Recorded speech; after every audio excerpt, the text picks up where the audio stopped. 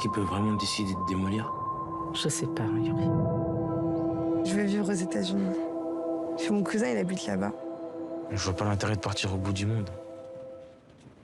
Et bonsoir Pascal. Bonsoir Mohamed. La cité Gagarine qui se trouve à Ivry-sur-Seine, dans le Val-de-Marne, en région parisienne. Alors c'est la toute première édition de ce festival, Sœurs Jumelles. Oui. Avec nous pour en parler, Julie Gaillet. Bonsoir Julie Gaillet, merci beaucoup d'être avec nous. Bonsoir. En direct de Rochefort. Oui, alors bonsoir. Bonsoir Julie Gaillet, vous êtes la fondatrice de ce festival. On va voir tout de suite l'affiche, c'est la première édition et l'affiche fait évidemment référence, l'affiche de Sœurs Jumelles, donc c'est le nom de votre festival, fait référence aux Demoiselles de Rochefort de Jacques Demy et Michel Legrand. C'était la rencontre de l'image et de la musique. Alors pourquoi un festival de musique de film? Est-ce que ça manquait dans le panorama français? Oui, parce que c'est pas simplement musique de film, c'est aussi musique de films d'animation, de documentaires, de jeux vidéo, de clips, de pubs. C'est tout ce qui est musique et toutes les images, donc assez transversal. Dans cette période dans laquelle nous vivons, c'est vrai que maintenant, la musique a été très percutée par les plateformes et les images le sont aussi. On a beaucoup de discussions à avoir ensemble, on avait envie de quelque chose de transversal, où on puisse parler de demain, de la post-pandémie, de tous ces créateurs qui travaillent pour mettre de la musique sur des images. Mais vraiment, ça peut être, je vous dis encore une fois, demain, il y a Olivier de Rivière qui fait une masterclass sur le jeu vidéo. Et puis, il y a Jean-Michel Jarre qui vient parler, lui, du droit d'auteur à l'heure du numérique et des plateformes.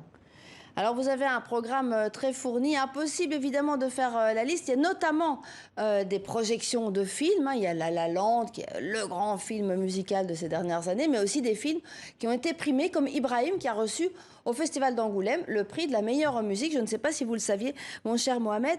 Sœurs Jumelles, le nom du festival, ce n'est pas un hasard. Sœurs Jumelles, c'est féminin, vous voulez mettre aussi en avant les compositrices de musique de film. Oui,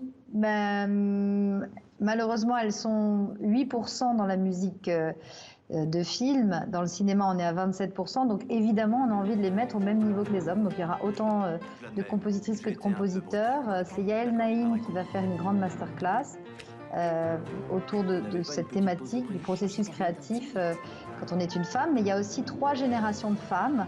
Johanna Brusdovic, qui a 85 ans, qui était la compositrice de Santoine Ilois d'Agnès Varda, et qui va être là, qui a 85 ans, pionnière de l'électro, qui va être là avec Marie-Jeanne Serrero, qui a mon âge, qui, elle, a 50 ans, et Delphine Malocena, 35 ans. Donc on fait cette masterclass de 3 générations de femmes pour montrer que, voilà, comment elles sont inspirantes, ce qu'elles font, les mettre en lumière tout simplement et les connaître.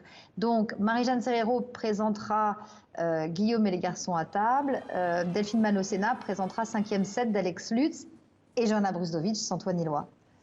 Donc elles viennent, à chaque fois les films projetés sont avec des compositeurs, les réalisateurs, et viennent parler de ce travail. Mais c'est des films, il y a aussi le film d'animation J'ai perdu mon corps, donc Jérémy Clapin sera là avec Dan Levy. Oui.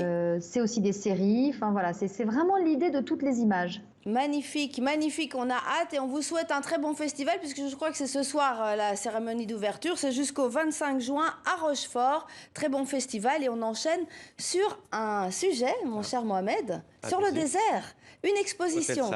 Hôtel Sahara, 10 artistes africains qui regardent et qui expriment ce qu'ils ressentent par rapport au désert. Ça se passe au magasin Généraux en région parisienne.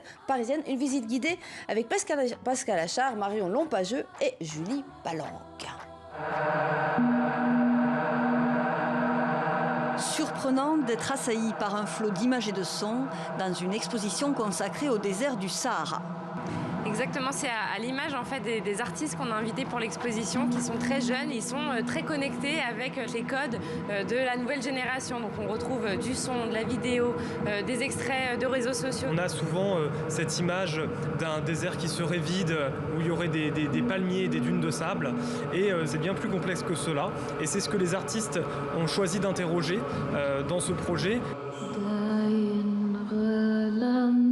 Photographes, plasticiens, peintres, musiciens, danseuses et chanteuses, venus de Libye, d'Égypte, de Tunisie et autres pays traversés par le plus grand désert du monde, dévoilent ici leurs propres sensations après une résidence artistique partagée au Maroc.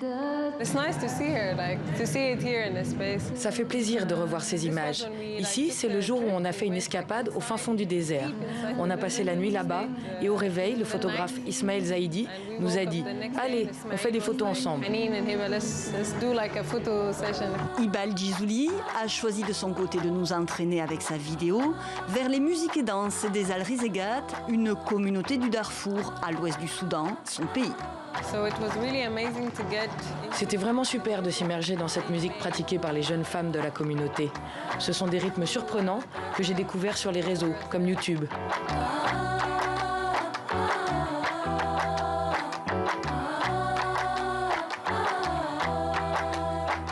Rythmes et mouvements aussi dans les coups de pinceau du peintre malien Famaka Magassa. Je travaillais sur la danse Takamba, qui est une danse originaire du Mali depuis le 15e siècle. Le mot, ça veut dire prendre la main. On retrouve au Mali, mais généralement juste côté nord. Mais le sud, c'est une danse qui n'est pas aussi connue. Donc pour moi, c'est aussi une façon de donner une visibilité à cette danse. Culture, tradition, mais aussi pollution, conflit ou décolonisation. Autant de thèmes défrichés ici qui peuvent donner la sensation de perdre un peu le nord. Qu'importe, l'exposition a le mérite de faire découvrir des regards neufs, loin des clichés exotiques associés au désert. Merci Pascal et à demain.